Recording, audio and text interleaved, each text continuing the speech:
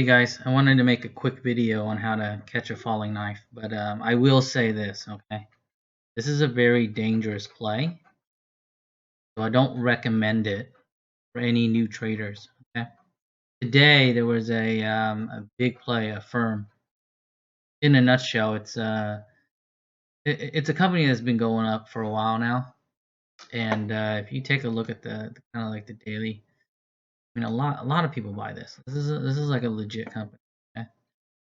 It just actually came out with bad earnings, so it like tanked.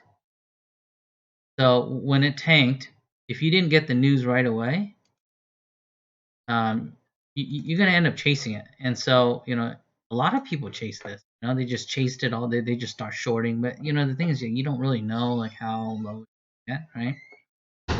So when you see the move already happen, you shouldn't be chasing. Like all the moderators saw it when it was right around $76. And we all three of us kind of hesitated. Either they're typing in the order. I personally hesitated for like half a second.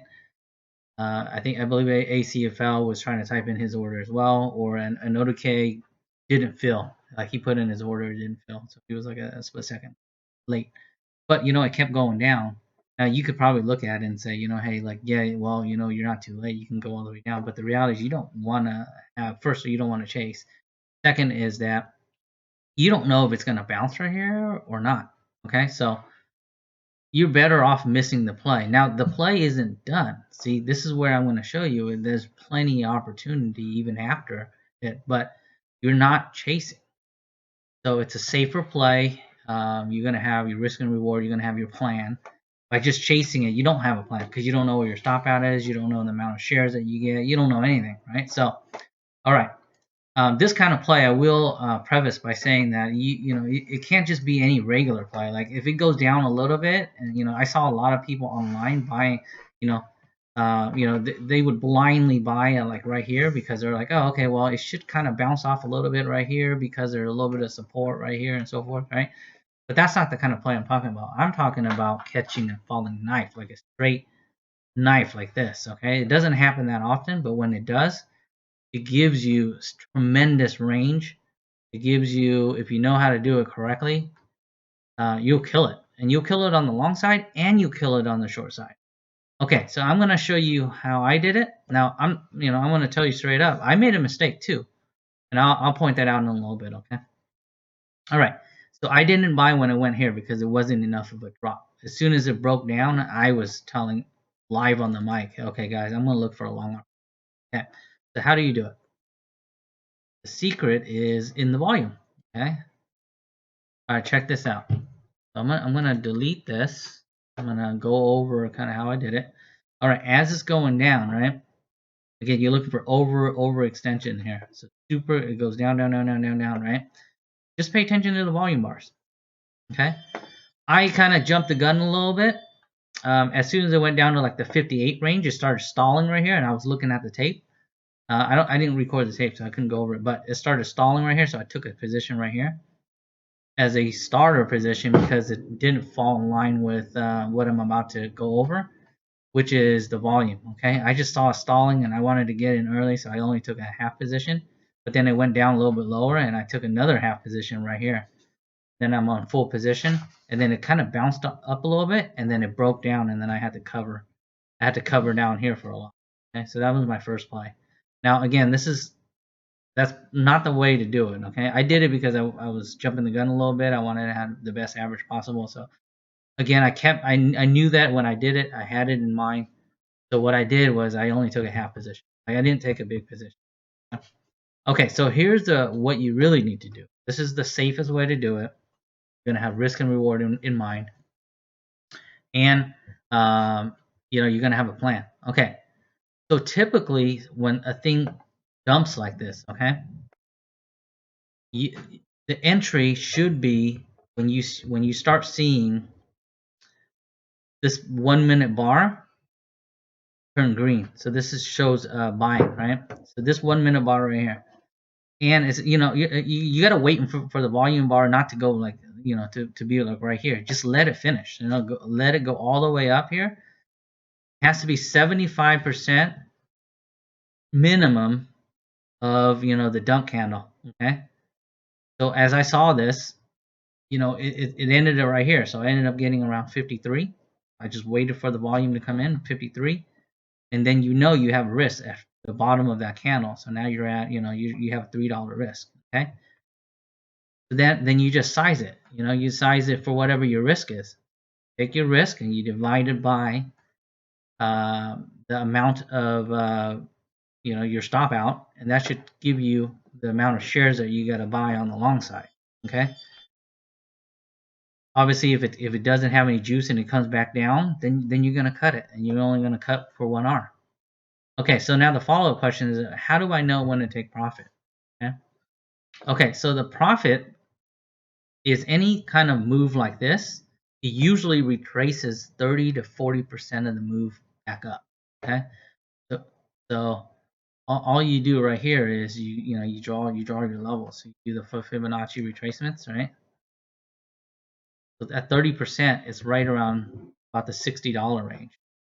Okay, it's 30 to 40%. Okay, it's not the exact science, but it usually falls within that range. So I took a lot safer approach, and I just covered at 60. Okay, so I'm risking $3, right, to win what, $7. So I'm more than 2 to 1 on that, right? So if you wanted to go for 3 to 1, you can. I would probably take some profit at the 30 range, and then if you want to get a little bit more aggressive, take the rest at the 40% range. So that's how you know where to sell. Usually retraces around 30 to 40%. Make sure you make sure you write that in your notes. Okay? And then once it starts topping out,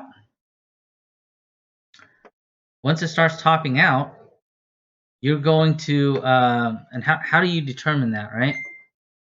Because this is just a relief bounce, so it's not like people are going in there buying. It's just them covering their short position.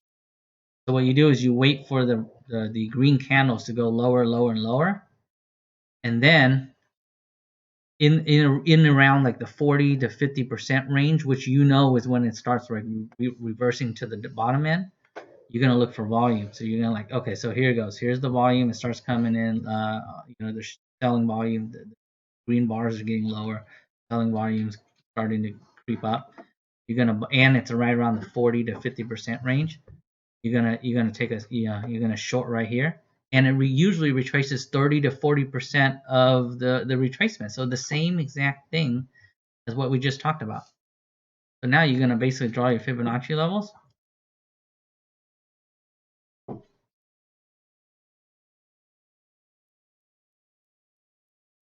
From the top, 30% range, or if you want to get aggressive, 40% range. I took it at the right around right under 60, so I shorted at 65, and then I took the rest off at 60. But you know, as you can see, 30% to the 40%, right at the 40%. This is the most high probability play. So then you can hit it on the long side. You can also hit it on the short side, and you're not guessing. You know, you're not guessing how many shares you need. You're not guessing, you know, like where my profit targets are. If you are taking it up here and you took it late, you don't know if it's going to reverse on you or not. So literally, this is probably the safest way that you can play it. Here, I can show you my executions. You see what I'm talking about. Okay. As I mentioned, I made a mistake here. I took a starter here, then I took another. I added right here to full size, and then as it was going up and it broke, I covered. Okay. Because I didn't wait for the confirmation on the volume. Then as soon as I saw that volume, which is right here, I went in right here at 53, and then I rode it up to the you know, this over 60 range. So it was, I think it was like 61. So right around the that Fibonacci level that I was telling you about, a little bit more than 30%, and then right around here, I shorted it up here and I covered down here. So I'm telling you, this is the secret how to basically buy a falling knife, and you can short it too. So there's like two plays back to back, and it works like a charm, like almost every time. This is like a super high probability play. So again, remember, do not chase it if you already missed the move. Yeah, a couple of our players in the room today made money. I saw a couple people online make money by chasing it. It isn't the right play. The right play is let it extend. You're gonna bounce it, and then you're gonna reshort. That's two solid plays back to back. Should make your day. All right. Well, that concludes it. Members only video. Small caps or large, no matter it works for both. But just keep in mind, volume is the biggest component of this strategy, and knowing your Fibonacci retracements. Okay. Signing off. I'm the boss. Talk to you soon. Thanks.